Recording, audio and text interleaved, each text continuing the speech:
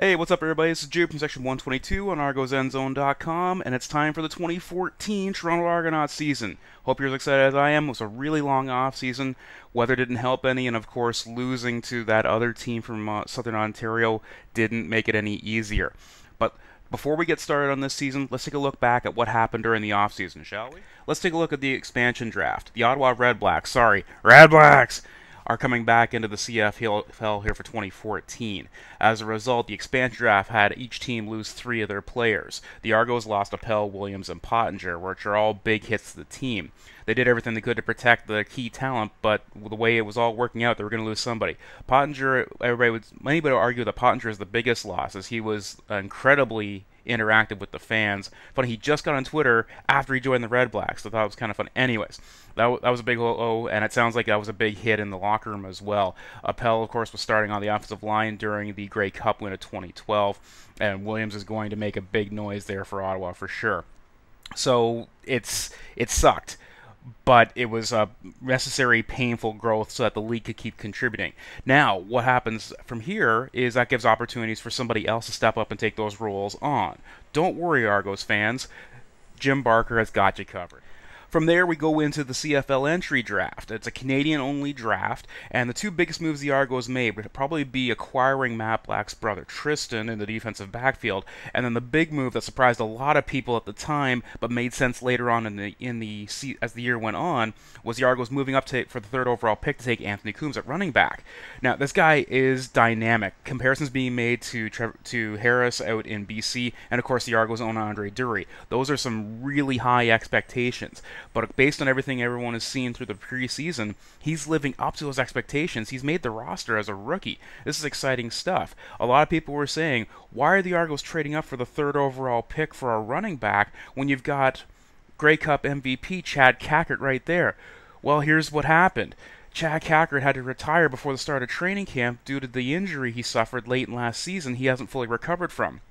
This is a huge blow to all the Argos fans who absolutely loved Cackert's enthusiasm, effort, and production on the field.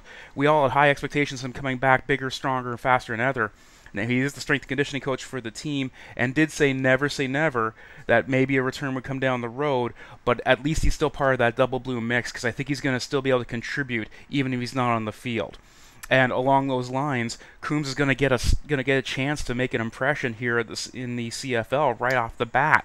He hasn't been got the starting job. Everybody's looking at Curtis Steele to be the starting running back, but he's going to be mixed in. Drury might not be 100% coming into the season. Apparently, he's had some reps at slot back, and they're also looking at him in the return game to take some of the burden away from Chad Owens, so he can focus on the Flying Hawaiian can focus on being a top flight receiver.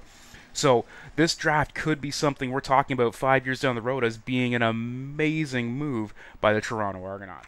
The hits just kept on coming for the Argos during this offseason. As we look into our free agency path here, the biggest splash they made has to be the acquisition of Shea Emery. The Canadian-born middle linebacker is going to be stepping into the role made vacant by not re-signing Robert McCune in the offseason.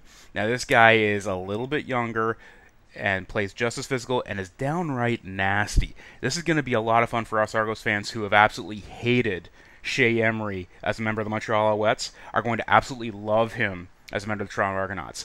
We're talking about a Khalif Mitchell situation, all right? He's the guy that you hate to see on the other sidelines, but love having on your sidelines.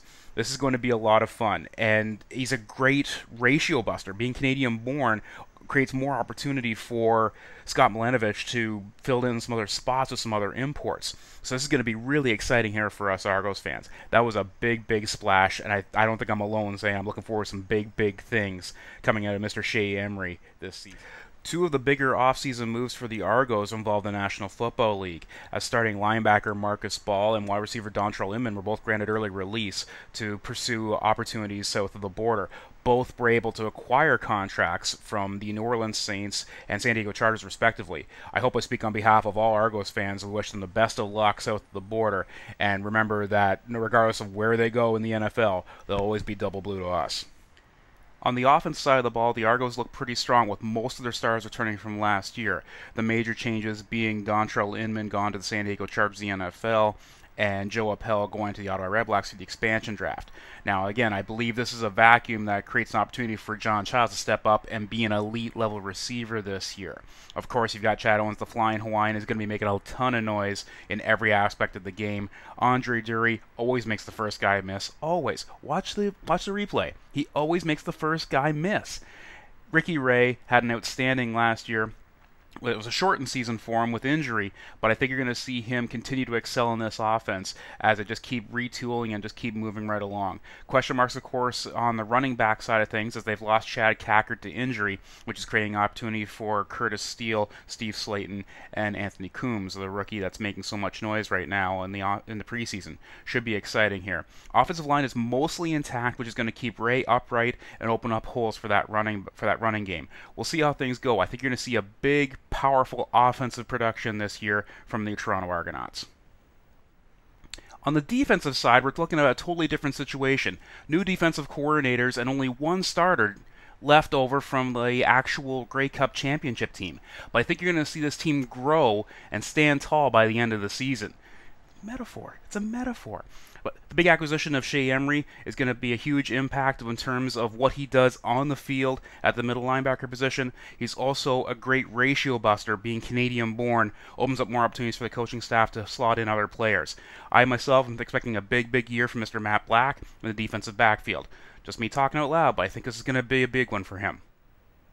When you're looking at the third facet of the game in terms of special teams, the Argos are in great hands, or should you say great feet, with Swayze Waters putting his boot to the ball in the kicking game and Chad Owens using his feet to gain up a lot of yardage for our double blue. There has been some talk this preseason about Anthony Coombs making an impact in the special team side of things, which would alleviate some of the pressure of Owens to make it be a game breaker every single time he touches the ball. This could also free up Owens to keep that energy up and avoid some of those nicks and bangs that can happen in the return game and make a bigger impact on the receiving side of things. But let's not forget that Owens is only 1 year removed from setting that pro football record for total yards in a season. I think we're going to have a very focused, angry Flying Hawaiian making a big impact on the return game. The fans spoke. TSN actually listened. TSN is hosting a CFL fantasy football this year. It plays once a week. You pick your starters on offense, as well as the defense, special teams, and your kicker. And you've got $1 million cap each year. They've assigned dollar figures to each of the players involved. The winner is going to get tickets to the 102nd Grey Cup in BC. So it costs nothing to play. I would definitely check it out if I were you. And just to have some fun here, who I think you should make sure is on your fantasy team this week has got to be quarterback Ricky Ray. Again, the guy is deadly behind center. I know he's the most expensive player at quarterback this week, but for good reason, because his offense is almost completely intact. There's only one change on the offensive line, and he's going to light it up against a defense that's got a lot of question marks and a team that's trying to rebuild from the ground up.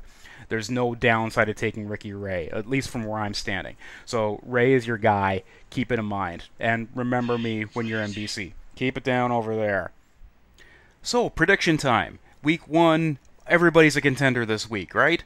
But we all know the Double Blue is going to come out on top. So I'm expecting a big game from Ricky Ray and Andre Dury contributing on offense, and I'm thinking Matt Black is going to be the man on defense. So I'm seeing a big score on our Toronto Argonauts side. I'm thinking we're looking at a 43-24 type of win here for the Argos. Alrighty?